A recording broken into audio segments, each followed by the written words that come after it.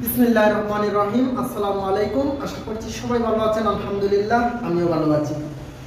সুপ্রিয় শিক্ষার্থী, আমি শাহিদ স্যার আজকে আপনাদের সামনে হাজির হয়েছি ইংরেজি ব্যাকরণ নিয়ে। আজকে আমাদের আলোচনার বিষয় হচ্ছে ভয়েস চেঞ্জ। সুপ্রিয় শিক্ষার্থী, ভয়েস চেঞ্জের উপরে আমরা পূর্বে আরও 3টি ভিডিও বানিয়েছি। আজকে আমাদের ভয়েস চেঞ্জের হচ্ছে 4 নাম্বার ক্লাস। সুপ্রিয় শিক্ষার্থী, আমরা আজকে আমাদের এই ক্লাসের মাধ্যমে জানবো প্রেজেন্ট পারফেক্ট টেন্স। একটি মাত্র টেন্স, প্রেজেন্ট পারফেক্ট টেন্সকে কিভাবে অ্যাক্টিভ থেকে প্রেজেন্ট করতে হয়।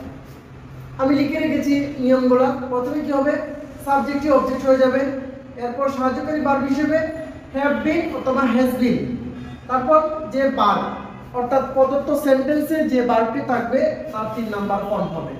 এরপর কি হবে, অবজেক্টের পূর্বে এটা কি বসবে, বাই বসবে প্রিপজিশন হিসেবে। এরপর প্রদত্ত সেন্টেন্সের মানে যে সেন্টেন্স দেওয়া থাকবে সেই সেন্টেন্সের অবজেক্ট হয়ে যাবে সাবজেক্ট। এই রুলসগুলোর উপর ভিত্তি করে আমি একটি স্ট্রাকচার এখানে আপনাদের জন্য উপস্থাপন করেছি। সুপ্রিয় শিক্ষার্থী, স্ট্রাকচার আমি লিখেছি নিউ সাবজেক্ট। নিউ সাবজেক্ট মানে কি, আমি অবজেক্ট থেকে সাবজেক্ট বানাবো, সেজন্য অবজেক্টকে সাবজেক্ট বানাবো, এই জন্য লিখেছি নিউ সাবজেক্ট। এরপর সাহায্যকারী ভার্ব হিসেবে হ্যাভ বিন অথবা হ্যাজ বিন, যে কোনো একটা। তারপর কি লিখবো, ভার্ব 3, যে সেন্টেন্সের মধ্যে যে ভার্বটি থাকবে তার ভার্ব 3 বা ভার্বের ফার্স্ট পার্টিসিপল ফর্ম। এরপর বাই কোথায় বসবে, অবজেক্টের পূর্বে। তারপর লিখছি অবজেক্ট নিউ। অবজেক্ট নিউ মানে সাবজেক্টটা কি হয়ে যাবে, অবজেক্ট হয়ে আসবে, সেই জন্য হচ্ছে নিউ অবজেক্ট। আশা করছি স্ট্রাকচারটা বুঝেছেন। তারপর আমি রুলস এবং স্ট্রাকচার এর মাধ্যমে সেন্টেন্স পরিবর্তন করার জন্য এখানে 4টি সেন্টেন্স আপনাদের জন্য লিখে রেখেছি। আমি এই নিয়ম বা স্ট্রাকচার অনুযায়ী এই 4টি সেন্টেন্স আপনাদের সামনে পরিবর্তন করে দেখাবো। শিক্ষার্থী, আই হ্যাভ ইটেন রাইস। এই বাক্যে রাইস হচ্ছে আমার অবজেক্ট, তাহলে কি হয়ে যাবে, রাইস হয়ে যাবে subject.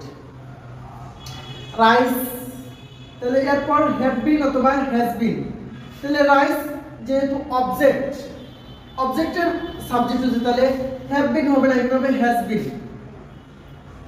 Has been.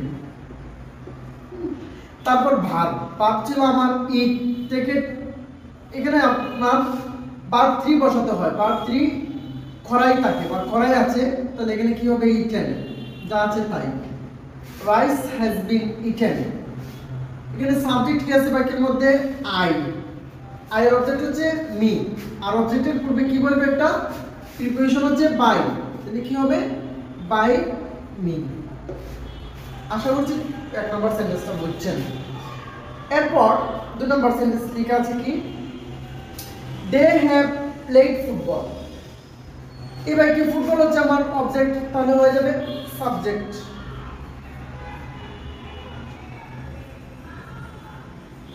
Football, football কি হবে, হ্যাজ বিন। ফুটবলের পর হবে হ্যাজ বিন।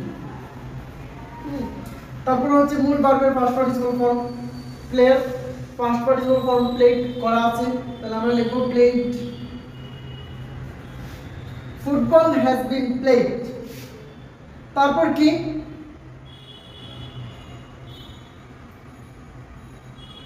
কি করব, আমরা সাবজেক্টের অবজেক্ট বানাবো। দের অবজেক্ট হচ্ছে দেম, বানাইলাম। তার পূর্বে কি বসানো কথা, বাই, তাহলে এখানে একটা বাই বসাতে হবে। কি, football has been played by them. আশা করছি 2টা সেন্টেন্স বুঝতে পারছেন। আমরা আসি 3 নম্বর সেন্টেন্সে। 3 নম্বর সেন্টেন্স লেখা আছে we have been done. We have been done না কি হবে, উই হ্যাভ ডান। বিন হবে না, এখানে হবে we have done our duty, আমরা আমাদের কাজ শেষ করেছি। তাহলে কি হবে, প্রথমে ডিউটি নাকি আওয়ার ডিউটি, আমাদের কাজ, তাহলে আওয়ার ডিউটি হবে এখানে সাবজেক্ট, নিউ সাবজেক্ট হবে আওয়ার ডিউটি। হ্যাঁ, হ্যাজ বিন ডান, কারণ ভার্বের 3 নম্বর ফর্ম করাই আছে, ডান। তারপর বাই, প্রিপজিশন হিসেবে সাবজেক্ট আছে উই, উই এর অবজেক্ট হচ্ছে আস।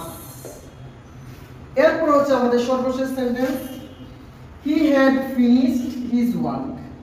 প্রথমে হবে হিজ ওয়ার্ক, অবজেক্ট আছে হয়ে যাবে সাবজেক্ট হ্যাজ বিন কি হেল্পিং ভার্ব বা সাহায্যকারী ভার্ব মূল ভার্ব হচ্ছে আমার ফিনিশের পার্ট 3 অর্থাৎ ফার্স্ট পার্টিসিপল ফর্ম করা আছে তাহলে আমার আর করতে হচ্ছে না যা আছে তাই আমি লিখে নিচ্ছি ফিনিশড বাই হচ্ছে প্রিপোজিশন হিসেবে আর এখানে সাবজেক্ট হচ্ছে হি এর অবজেক্ট হচ্ছে হিম